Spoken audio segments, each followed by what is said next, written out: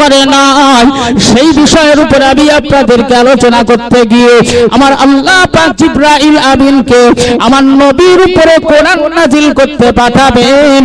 তাই সেই জায়গায় আল্লাহ আটকে দিলেন, দিয়ে বললেন 500 ফেরেশতাকে সঙ্গী করে সাক্ষী স্বরূপ করে নিয়ে আমার রাসূলের উপরে কোরআন নাজিল করে এসো। জোরে বলুন সুবহানাল্লাহ। কেন আমার আল্লাহ পাক প্রকাশ করে দিলেন, ও জিবরাইল আমিন শুনে রেখে দাও, আজকের দুনিয়ার দিকে লক্ষ্য করে দেখুন, একই বাপের ঔরসে একই মায়ের গর্ভে জন্ম নেওয়া 5টা বাচ্চা, 5টা কলিজার টুকরা বাচ্চা, 5 ভাই একই বাড়িতে একই মায়ের পেটের সন্তান, অথচ 5 ভাই 5 রকম পার্টি করে, 5 রকম দল করে, 5 ভাইয়ের 5 জন নেতা, 5 রকম নেতা আছে, 5 রকম নেতার নেতৃত্ব মেনে নেয়, তাদের দলের সঙ্গে তাদের মিল হয় না, 5 ভাই এক দল করতে পারে না।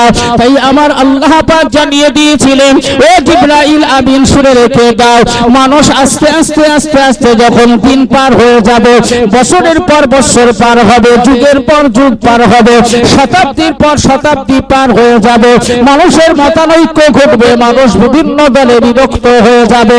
ওই সময়তে ও জিবরাইল আমিন শুনে রেখে দাও, একদল মানুষ তার আবু বকরকে অনুসরণ করবে, আর একদল মানুষ ওমরকে অনুসরণ করবে, আর একদল মানুষ আলীকে অনুসরণ করবে, আর একদল উবাই ইবনে খালফকে অনুসরণ করবে, আর একদল উসমানকে অনুসরণ করবে, একদল মানুষ ইয়াজিদকে অনুসরণ করবে, একদল মানুষ ফিরআউনের অনুসরণ করবে।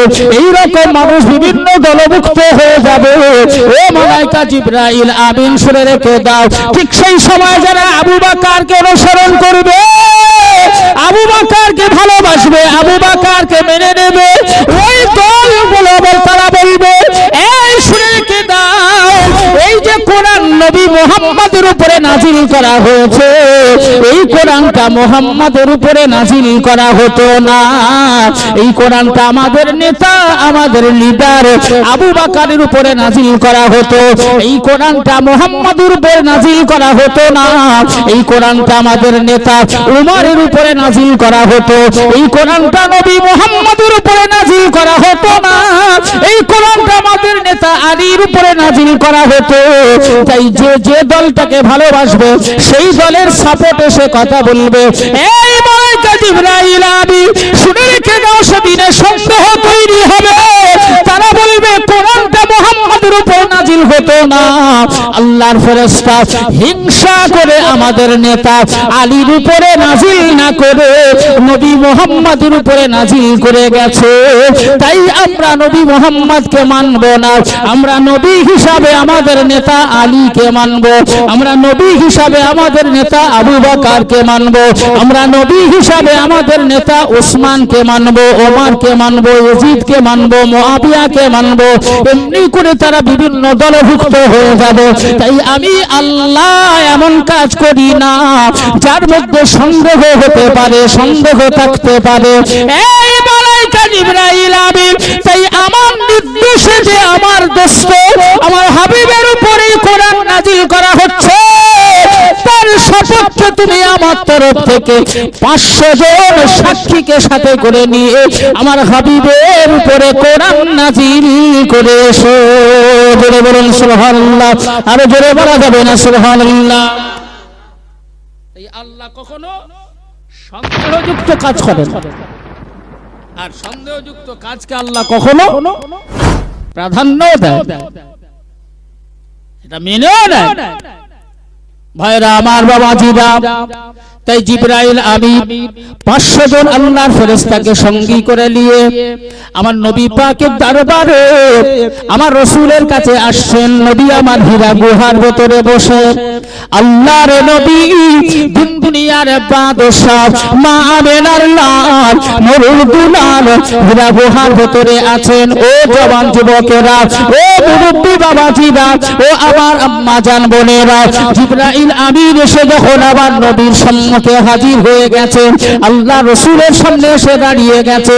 আসসালামু আলাইকা ইয়া রাসূলুল্লাহ, আসসালামু আলাইকা ইয়া হাবিবাল্লাহ বলে যখন জিবরাইল আমিন দাঁড়িয়েছে, আল্লাহ রাসূল জিবরাইলের চেহারাটা লক্ষ্য করে, চেহারাটা দর্শন করে নবী পাকের মনে, নবী পাকের অন্তরে ভয় সৃষ্টি হয়ে গেছে।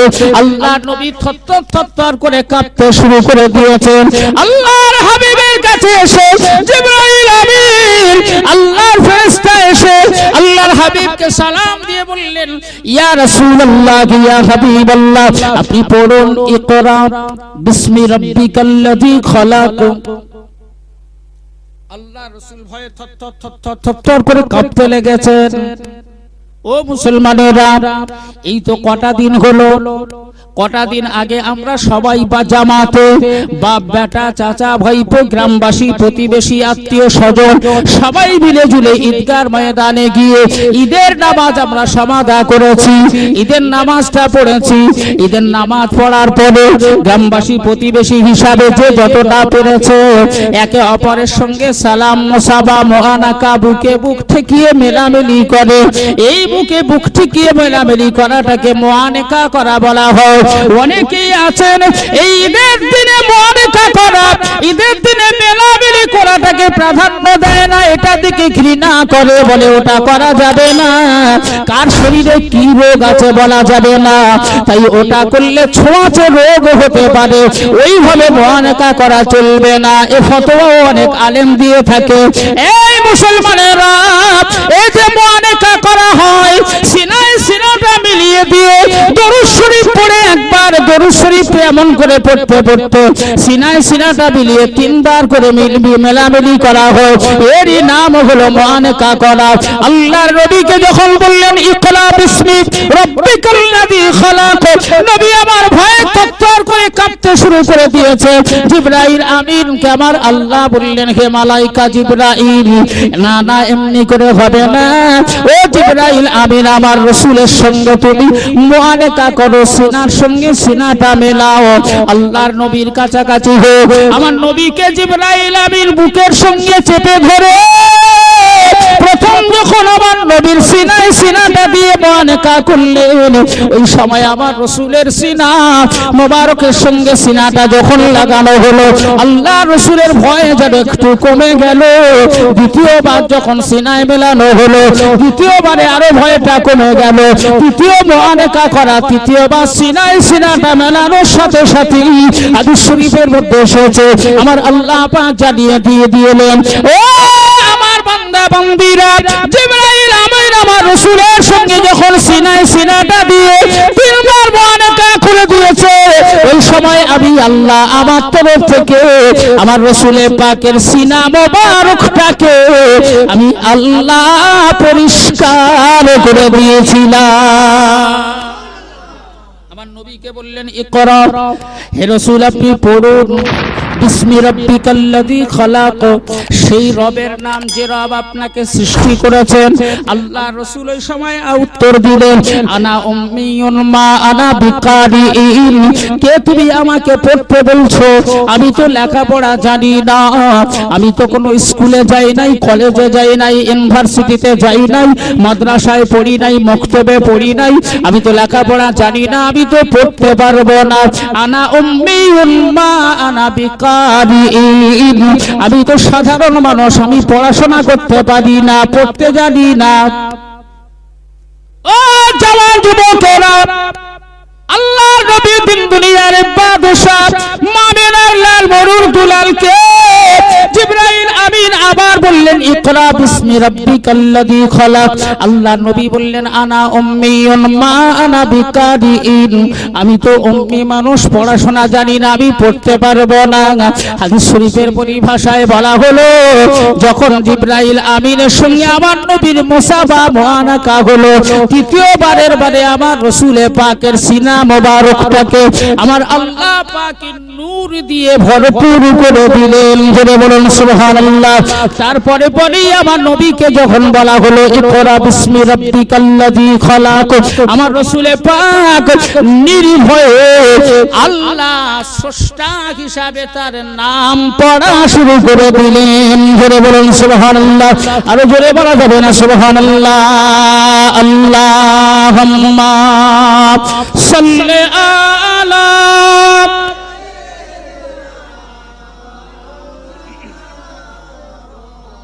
ওয়া আলা আলি সাইয়্যিদিনা। ধন্য যে জন পড়ে দরুদ, ধন্য যে জন পড়ে দরুদ, প্রিয় নবীর নাম দুই জাহানে মিটবে তাহার সকল মনস্কাম। আল্লাহুম্মা সাল্লি আলা সাইয়্যিদিনা ওয়া আলা আলি সাইয়্যিদিনা।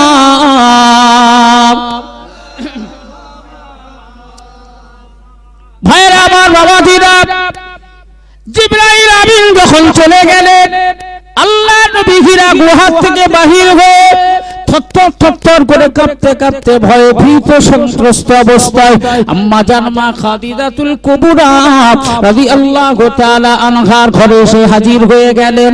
নবীকে কাঁপতে দেখে মা খাদিজা চিন্তিত, আল্লাহর হাবিবকে গিয়ে বলছে, হুজুর কি হয়েছে আপনার? কেন আপনি এমন করে ভয়ে ভীত হয়ে কাঁপছেন? কেউ আপনাকে ভয় দেখিয়েছে? কোন সন্ত্রাসী আপনার উপরে অত্যাচার করার জন্য আইটেম নিয়েছে, আক্রমণ করার জন্য পরিকল্পনা করেছে?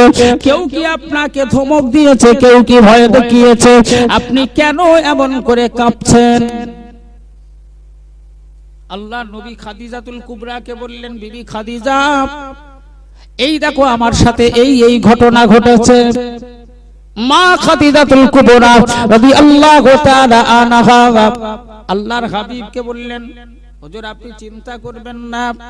তৎকালীন সময়ে একজন ভালো জ্ঞানী ব্যক্তি ছিলেন। মা খাদিজা বললেন, আপনি চিন্তা করবেন না। একটা কম্বল নবীকে গায়ে দিয়ে দিলেন, দিয়ে বললেন, হুজুর চলেন ওইখানে যাই, আপনার এই গল্পটা ওখানে বলবেন, নিঃসন্দেহে আপনার এই ঘটনার তাবির তিনি মানেটা তিনি করে দেবেন, আপনার ভয় পাওয়ার কোনো কারণ নাই। আল্লাহর হাবিবকে সাথে করে মা খাদিজাতুল কুবরা নিয়ে গেলেন, গিয়ে সমূহ ঘটনাটা বিস্তারিতভাবে বর্ণনা করলেন।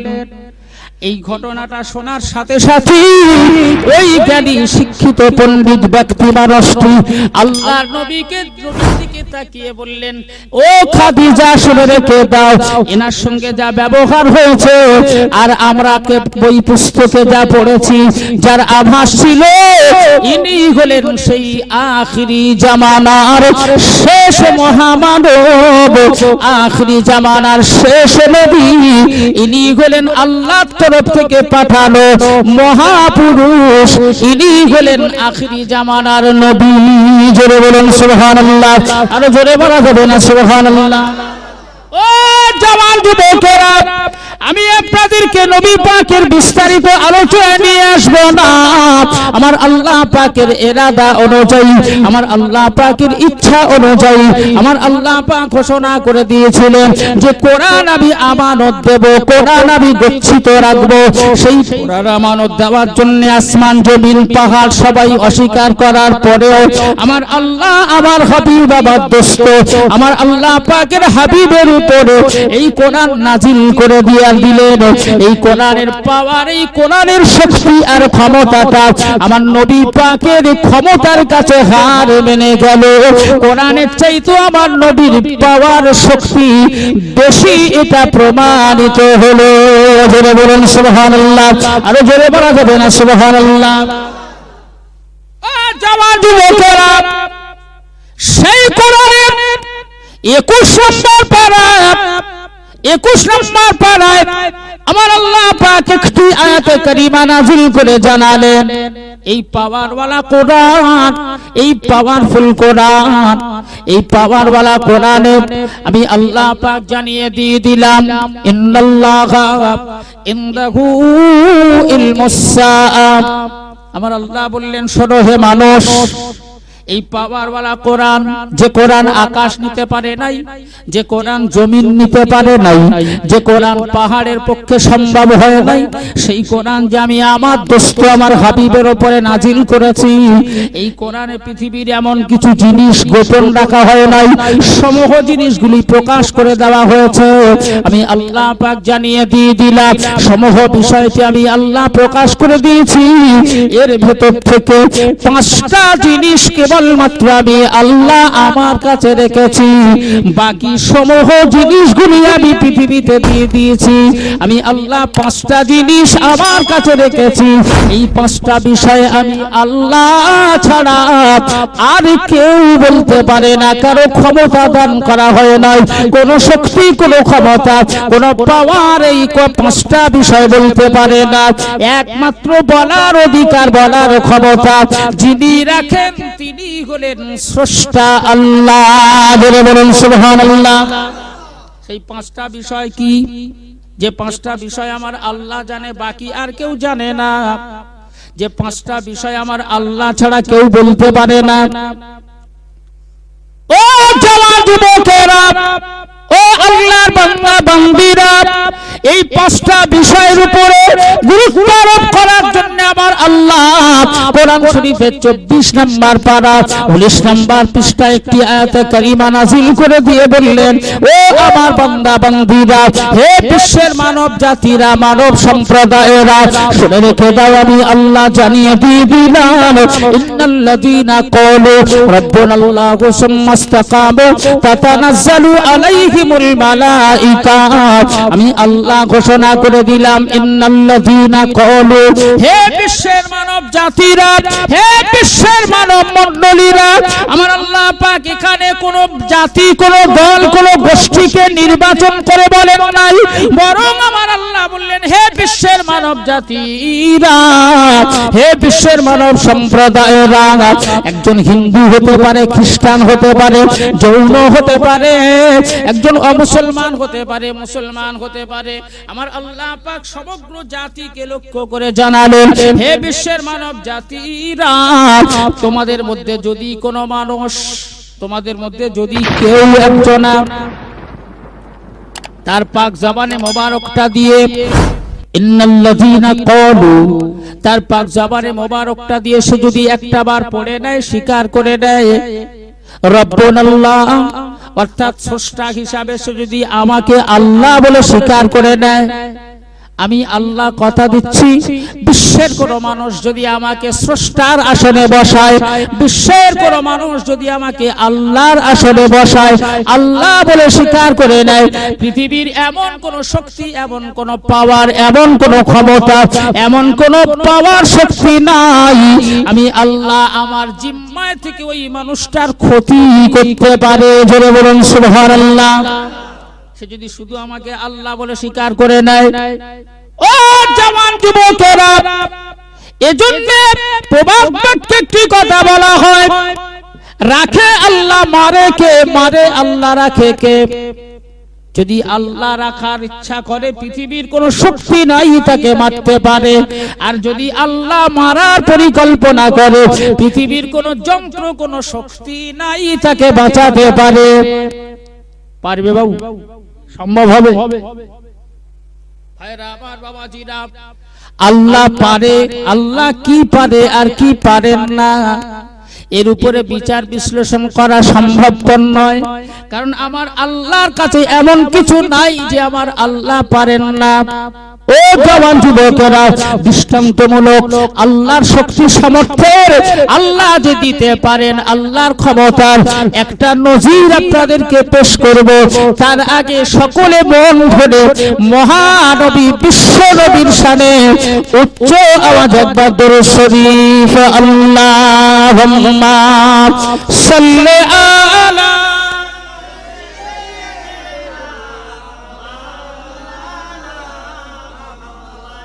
وعلى آل سيدنا।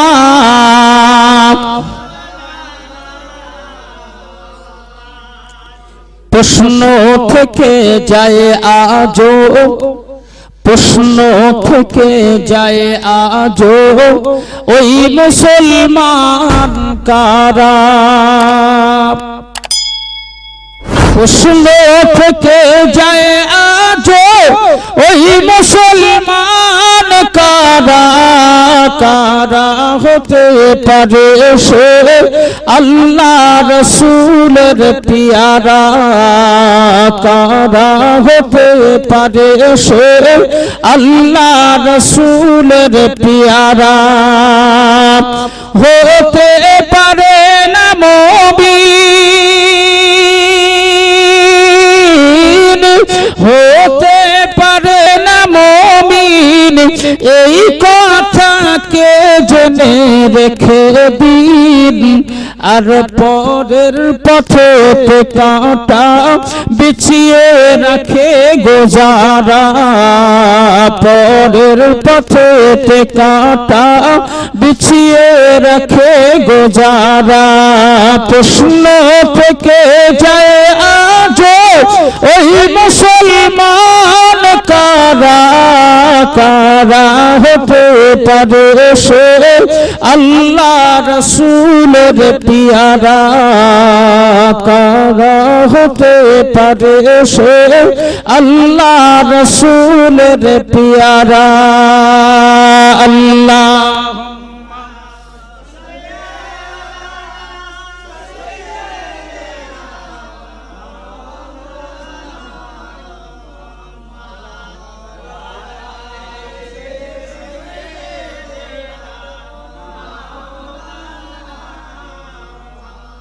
মোহাম্মদ দরুদ শরীফ আল্লাহুম্মা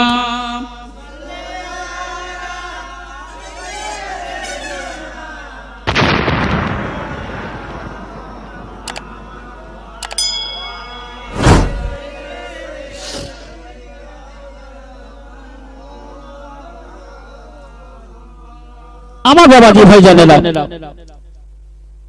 খুব স্বতন্ত্র একটি বিষয় এই বিষয়টি সম্পর্কে একটুখানি জানার আগ্রহ প্রকাশ করেছেন। আচ্ছা বাবু, কোরআনের ঘোষণা যেটা, কোরআনে আল্লাহ পাক যেটাই সিদ্ধান্ত করেছেন, যেটা ফয়সালা করেছেন, কোরআনের ফয়সালার বাইরে ফয়সালা দেওয়ার মতো শক্তি ক্ষমতা পাওয়ার কোন মুফতি মাওলানা হাফেজ মৌলবীর আছে? জোরে বলেন আছে? কোরআনের ফতোয়াটাকে অগ্রাহ্য করে সে নিজস্ব কোনো ফতোয়া দেবে এরকম পাওয়ার কারো আছে? তা যদি না থাকে তাহলে আল্লাহর কোরআনে যা ফতোয়া দেওয়া হয়েছে সেই ফতোয়াগুলোর উপরে সন্দেহ প্রকাশ পায় এরকম কোন ফতোয়াও কোরআনে কি আছে? যদি তা না থাকে তাহলে কোরআনে যেটাই দেওয়া আছে সেটা আমাদের জন্য গ্রহণযোগ্য এবং বিশ্বাসযোগ্য। আমি খুব স্বতন্ত্র একটা ছোট্ট কথা বলি। জেহার করা সম্পর্কে আপনারা বোঝেন? জেহার কাকে বলে? জেহার করা সম্পর্কে বোঝেন না? এই জেহাদ নয়, জেহার অর্থাৎ জেহার বলা হয় বাংলা ভাষায় বলা হয় পট্টি মারা। পট্টি মারা অর্থাৎ উপমা দেওয়া, তুলনা করা। কোরআন শরীফের 28 নম্বর পারা, এই 28 পারার শুরু থেকে এই আলোচনাটা করা হয়েছে। আল্লাহর কোরআন শরীফের 28 নম্বর পারায় বলা হয়েছে কদ সামিআল্লাহু কাওলাল্লাতী তুজাদিলুকা ফি যাওজিহা ওয়া তাশতাকি ইলাল্লাহ। অর্থাৎ এই আয়াতের তাফসীর শুরু করতে গেলে একটা ছোট্ট ঘটনা আপনাদেরকে শোনাতেই হয়, যেটা এই আয়াতের শানে নজুল। তৎকালীন সময় আরবের বুকে একটা পদ্ধতি বা পন্থা ছিল, কোন স্বামী যদি তার স্ত্রীকে তার মায়ের কোন অঙ্গ প্রত্যঙ্গের সঙ্গে তুলনা করত, অর্থাৎ কোন স্বামী যদি তার স্ত্রীকে ঝগড়ার মাধ্যমে হোক আর হাসি খুশির মাধ্যমেই হোক যদি বলতো তোর পিঠটা আমার মায়ের পিঠের মতো, খুব খোলা পরিষ্কার বাংলা ভাষা বলছে, যদি বলতো তোর পিঠটা আমার মায়ের পিঠের মতো, তোর পেটটা আমার মায়ের পেটের মতো, তোর মুখটা আমার মায়ের মুখের মতো, তাহলে তৎকালীন সময়ে আরবের নিয়ম পদ্ধতি অনুযায়ী ওই বিবিটা তালাক হয়ে যেত। যে বোঝা গেল ভাষাটা? যদি কোনো মানুষ, কোন স্বামী তার স্ত্রীকে বলতো তোর পিঠটা আমার মায়ের পিঠের মতো, তোর পেটটা আমার মায়ের পেটের মতো, তোর মুখটা আমার মায়ের মুখের মতো, মায়ের কোনো অঙ্গ প্রত্যঙ্গের সঙ্গে যদি তুলনা করতো, এক কথায় তালাক হয়ে যেত। এই তুলনা করে তালাক হওয়াটাকে আরবি ভাষায় জেহার বলা হয়। তো ঠিক এইরকম একটা ঘটনা তৎকালীন সময়ে এক স্বামী স্ত্রীর মধ্যে ঘটে গেছে। তার স্বামী তার স্ত্রীকে তার মায়ের সঙ্গে তুলনা করেছে, করলি প্রথা অনুযায়ী মেয়েটি তালাক হয়ে গেছে।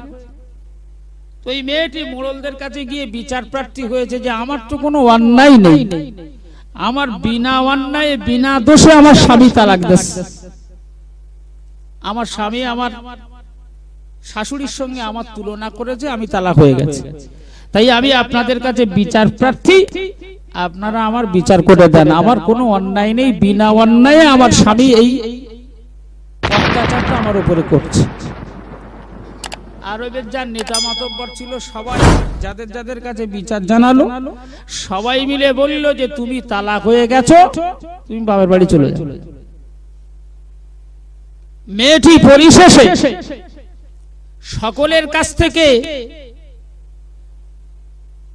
একটা সঠিক সিদ্ধান্ত বা সুরাহাজনক সিদ্ধান্ত না পেয়ে পরিশেষে আমার নবীর কাছে এসেছে। এসে বলছে, হুজুর আমার কয়েকটি বাচ্চা আছে, আমার স্বামীর সংসারে খুব শান্তিতেই আমাদের দিন চলছিল, হঠাৎ আমার স্বামী আমার সাথে আমার উপরে এই অত্যাচারটা করে তার মায়ের সঙ্গে আমার তুলনা করায় আমি প্রথা অনুযায়ী তালাক হয়ে গেছি। এই আমার কোনো অন্যায় নেই, দোষ নেই, বিনা দোষে আমার এই অত্যাচার করা হচ্ছে, আমি আপনার কাছে বিচার প্রার্থী, আপনি আমার বিচার করে দেন। নবীর কাছে যখন এসে জানালেন, আল্লাহর রাসূল কিছু সময় চুপ থাকলেন, থেকে মেয়েটির দিকে লক্ষ্য করে বললেন, মা তুমি তালাক হয়ে গেছো, তুমি চলে যাও। আর ওই মেয়েটির যাওয়ার জায়গা আছে কোথাও? আল্লাহর কালামুল্লাহ শরীফ কোরআন শরীফের পরিভাষায় আল্লাহর কোরআন শরীফের 28 নম্বর পারায় প্রথম থেকে এই আলোচনাটি করা হয়। ওই মেয়েটিকে আমার নবী যখন জানিয়ে দেয়, ও মেয়ে ছেলে, ও মা জননী, তুমি তালাক হয়ে গেছো, মা তুমি চলে যাও।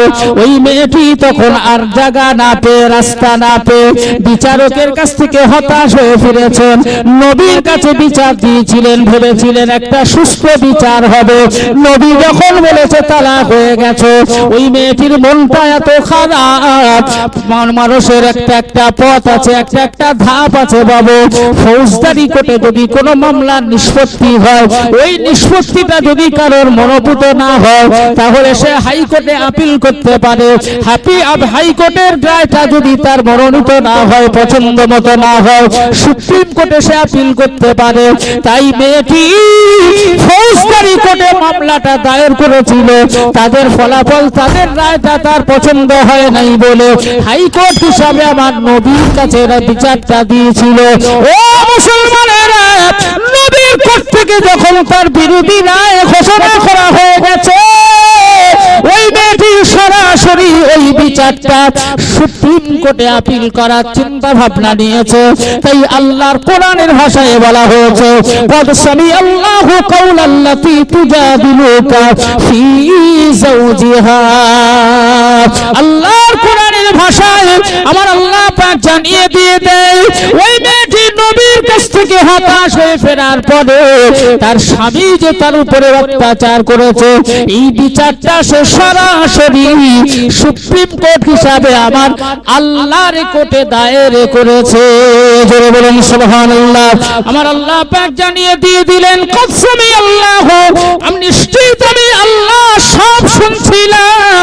কাওলাল্লাতী তুজাদিলুকা ফী যাওজিহা, ও আমার হাবিব, আমার দোস্ত, শুনে রেখে দাও, তোমার সাথে ওই মেয়েটি তার স্বামীর সম্পর্কে যে আলোচনা করছিল আমি আল্লাহ সব শুনছিলাম। আমি সব শোনার শক্তি রাখি, সব শোনার ক্ষমতা আমার আছে। ওরে আমার হাবিব শুনে রেখে দাও, কওলাল্লাতী তুজাদিলুকা ফি যাওজিহা ওয়া তাশতাকি ইলাল্লাহ। অবশেষে ওই মেয়েটি আমি আল্লাহ আমার কোর্টে এসে বিচার দায়ের করেছে, আমার কোর্টে আপিল করেছে তার বিচার নিষ্পত্তি করে দেওয়ার জন্য। হে আমার হাবিব শুনে রেখে দাও, আমার আল্লাহ পাক জিবরাইল আমিনকে দিয়ে ওই বিচারের সিদ্ধান্ত নিয়ে ওই বিচারের ফয়সালা করে সুপ্রিম কোর্টের রায় ঘোষণা করার জন্য জিবরাইল আমিনকে আমার রাসূলের কাছে পাঠিয়ে দেওয়া হলো। এ মালায়েকা জিবরাইল আমিন, যাও আমার হাবিবুল্লাহর কাছে গিয়ে আমি আল্লাহ যে আমি সুপ্রিম কোর্টের বিচারক, আমার তরফ থেকে বিচারের যে রায় প্রদান করা হলো এই রায় আমার হাবিবের কাছে জানিয়ে দিয়ে এসো।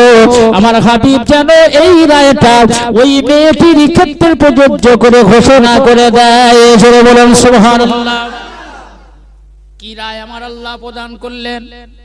জিবরাইল আমিনকে পাঠিয়ে দিয়ে বললেন, ও মালায়েকা জিবরাইল আমিন, যাও আমি আল্লাহ যে রায় প্রদান করে দিলাম এই রায় হলো সর্বোচ্চ আদালতের রায়, এই রায় হলো সুপ্রিম কোর্টের রায়, এই রায়ের বিরুদ্ধে আর কোনো আপিল করা যাবে না। এটাই হলো শেষ সিদ্ধান্ত, শেষ ফয়সালা। আমার হাবিবকে জানিয়ে দিয়ে দাও, আমার রাসূলকে বলে দাও ওই যে মেয়েটাকে বলেছে আমার হাবিব যে তাকে বলেছে যাও মা তুমি তালাক হয়ে গেছো, ওই মেয়েটাকে ডেকে যেন আমার নবী বলে দেয় যে না মা তুমি তালাক হও নাই, তোমার তালাক সাব্যস্ত হবে না, তোমার তালাক গ্রহণযোগ্য নয়। ও মেয়ে ছেলে তুমি তালাক হবে না, কারণ অন্যায় করেছে তোমার স্বামী, তার শাস্তি তুমি পেতে পারো না। যে অন্যায় করবে শাস্তি পাবে আরেকজন তা সম্ভবপর নয়। তাই আমি আল্লাহ ঘোষণা করে দিলাম ওয়াল্লাযীনা ইযাহিরুনা মিন নিসাইহিম মা হুন্না উম্মাহাতিহিম ইন উম্মাহাতুহুম ইল্লাল্লাহি ওয়ালাদনাহুম। আমি আল্লাহ সুপ্রিম কোর্টের রায় প্রদান করে দিলাম। আমার হাবিবকে জানিয়ে দাও, আমার হাবিব যেন ঘোষণা করে দেয় ওয়াল্লাযীনা ইযাহিরুনা মিন নিসাইহিম।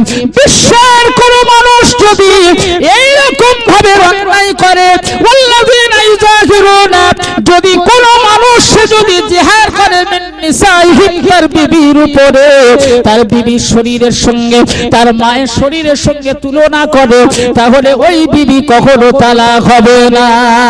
কারণ মুখের কথায় রাস্তায় পড়ে থাকা মেয়েগুলোকে মুখের কথায় মা হতে পারে না।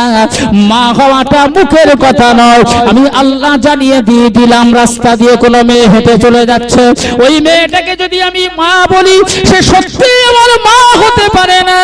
আল্লাহ বলছেন মা তো সেই মেয়েটি হতে পারে ইল্লাল্লাহি ওয়ালাদনাহুম, যে মেয়েটিকে যে মেয়ে ছেলেটি তাকে 10টা মাস 10টা দিন গর্ভে ধারণ করেছে, প্রসব যন্ত্রণায় ছটফট করে করে দুনিয়ার মুখ দেখিয়েছে, সেই মেয়েটি তো একমাত্র মা হতে পারে। তাছাড়া অন্য কোন মেয়ে তো মা হতে পারে না, মুখের কথায় মা পাওয়া যায় না। তাই মায়ের শরীরের সঙ্গে তুলনা করলে তার বিবি তার মা হবে না, মা হতে পারে না, আর এতে তালাক সাব্যস্ত হবে না। তাই আমি আল্লাহ ফয়সালা করে দিলাম এটা অপরাধজনক কাজ বলে বিবেচিত হবে। আর এই রকম অপরাধ কাজ যে করবে পানিশমেন্টটা তারই দেওয়া হবে, শাস্তিটা তারই দেওয়া হবে। যে এটা অপরাধমূলক কাজ, কেন সে তার মায়ের শরীরের সঙ্গে তার বিবির শরীরটাকে তুলনা করবে? এটা করা উচিত নয়, এটা অপরাধমূলক কাজ। এরকম কাজ যে করবে পানিশমেন্ট তার হবে, মেয়েটির হবে না। কি পানিশমেন্ট, কি শাস্তি, কি সাজা আমার আল্লাহ ঘোষণা করবেন, আমার আল্লাহ পাক জানিয়ে দিয়ে দিলেন। এই রকম কাজ যিনি করবেন তার কি শাস্তি হবে। আল্লাহ পাক বললেন হে হাবিব এই মেয়েটাকে ডেকে বলো যে মা তুমি তালাক হও নাই, তুমি স্বামীর ঘর থেকে যাবে না। আর ওই স্বামীটাকে ডেকে বলো যে মুখের কথায় কোন মেয়ের শরীরটাকে কোন মেয়ের শরীরটাকে যদি মায়ের শরীরের সঙ্গে তুলনা করা হয় তাহলে ওই মেয়েটা তার মা হবে না। অর্থাৎ আরবের পদ্ধতি, আরবের বিচার ছিল তখনকার এই রকম যে যদি কেউ বলতো তোর পিঠটা আমার মায়ের পিঠের মতো, অর্থাৎ মায়ের পিঠের সঙ্গে তুলনা করায় ওই মেয়েটি তার মা হয়ে যেত। আর মা যেহেতু হতো তাই তার সঙ্গে সংসার করা চলবে না, সে তালাক হয়ে যেত। এই আমার আল্লাহ বললেন শোনো, মুখের কথায় কোনো মেয়ে মা হতে পারে না। এই রকম যে অন্যায় কাজ করেছে, হে আমার হাবিব ওই স্বামীটাকে ডাকো, ডেকে তাকে ঘোষণা করে দাও, তাকে বলে দাও যে তুমি যে কাজটা করেছো অন্যায় কাজ, কারণ তোমার কাজটা ন্যায়সঙ্গত হয় নাই। ভাইরা আমার, বাবাজিরা, আমরা সাংসারিক জীবনে স্বামী স্ত্রী হিসাবে সংসার জীবনে পদার্পণ করেছি, সংসার জীবন করি। সাংসারিক জীবনে অনেক ত্রুটি বিত্রুটি হতে পারে। সেই ক্ষেত্রে যদি আমার চরিত্র সম্পর্কে আমি আমার বিবিকে ওয়াকিবহাল করাই, আমার বিবির কাছে যদি আমার চরিত্রটা উল্লঙ্ঘন করে দেওয়া হয়, আমার চরিত্রটা খুলে দেওয়া হয়, তাহলে ওই বিবির মনে সন্দেহ তৈরি হবে, সন্দেহ প্রকাশ পাবে। আমার আল্লাহ পাক জানিয়ে দিয়ে দিলেন, এই আমার বান্দা বান্দীরা শুনে রেখে দাও, আমি আল্লাহ ঘোষণা করে দিলাম, আমি আল্লাহ তোমাদেরকে জানিয়ে দিচ্ছি শোনো, হে আমার বান্দা বান্দীরা, আমি আল্লাহ জানিয়ে দিয়ে দিলাম, আযানি লা ইয়ানকিহুহা ইল্লা যানিন আও মুশরিকি ওয়া হুররিমা যালিকা আলাল মুমিনিন। আমি আপনাদেরকে দৃষ্টান্তমূলক আরো কিছু আলোচনায় নিয়ে যাব বাবাজি। এই আমার আল্লাহ পাক ঘোষণা করে দিলেন, এই ফয়সালাটা আপনাদেরকে শুনিয়ে রাখি। আমার আল্লাহ বললেন, হে হাবিব ওই স্বামীটাকে ডেকে বলো যে সে যে অন্যায় কাজ করেছে তার জন্য তার পানিশমেন্ট হবে। ওয়াল্লাযীনা ইউযাহিরুনা মিন নিসাইহিম, আমি আল্লাহ বলছি যে পুরুষটি, যে স্বামীটি তার বিবির সঙ্গে এই রকম ব্যবহার করেছে, মিন নিসাইহিম সুম্মা ইয়াউদুনা ফাতাহরিরু রাকাবাতিন মিন ক্বাবলি আইয়াতামাসসা, আমি আল্লাহ বলছি শোনো, ওই স্বামীটাকে ডেকে বলো, স্বামী আর স্ত্রীকে দুজনকে ডেকে বলো যে তারা দুই স্বামী স্ত্রী সংসার জীবন করতে পারবে না। স্বামী তার স্ত্রী তার স্বামীর বাড়িতে থাকবে, অথচ একই বিছানায় শয়ন করার অনুমতি অতক্ষণ পর্যন্ত দেওয়া হবে না। ওই বিবির খোরপোশ সব বহন করতে হবে, স্বামীর ঘরেই সে থাকবে, খাবে, পড়বে, সব বহন করতে হবে, তা খোরপোশ সব তাকে দিতে হবে। কিন্তু সেই স্বামী আর স্ত্রী এক বিছানায় শয়ন করতে পারবে না, অতক্ষণ পর্যন্ত তার স্পর্শ করতে পারবে না, যতক্ষণ পর্যন্ত পানিশমেন্ট হিসাবে, শাস্তি হিসাবে ওই স্বামীটা তার জরিমানা হিসাবে এই কাজটা না করবে। আল্লাহ রাসূলকে বললেন, হে আমার হাবিব ওই স্বামীটাকে জানিয়ে দাও, যদি সে তার বিবির সঙ্গে এক বিছানায় শয়ন করতে চায়, যদি তার বিবিকে নিয়ে সংসার জীবনে আবার পুনরায় ফিরে আসতে চায়, তাহলে ওই স্বামীটাকে বলো জরিমানা হিসাবে, পানিশমেন্ট হিসাবে, ভুলের খেসারত হিসাবে আমি আল্লাহ বলছি একটা গোলাম কিনে তাকে সম্পূর্ণরূপে আজাদ করে দিতে হবে। যতক্ষণ পর্যন্ত একটা গোলাম আজাদ না করে দেবে ততক্ষণ পর্যন্ত সেই স্বামী স্ত্রী একই সংসারে সংসার করতে পারবে না। এটা হলো তার স্বামীর পানিশমেন্ট। এই যে অন্যায় কাজটা করেছে, অর্থাৎ একটা গোলাম কিনে আজাদ করে দিতে হবে। এই গোলাম আজাদ করে দেওয়ার ব্যাপারটা আমাদের কাছে খুব অপ্রাসঙ্গিক, কারণ আমাদের এই সময় গোলামের কোনো লেনদেন নাই। তৎকালীন সময়ে আরবে, আমাদের বর্তমান সময়ে হাটে যেমন গরু ছাগল ভেড়া কেনা বেচা হয়, হাঁস মুরগি কেনা বেচা হয়, তৎকালীন সময়ে আরবের জমিনে হাটে গোলাম চাকর কেনা বেচা হতো। তাই আমার আল্লাহ ঘোষণা করলেন, একটা গোলাম বাজারে গিয়ে, কারোর বাড়িতে একজন চাকর আছে, গোলাম আছে, কেনা গোলাম, ওই গোলামটা কিনে সে যদি আজাদ করে দেয় তাহলেই তার এই জরিমানা আদায় হবে, নচেত হবে না।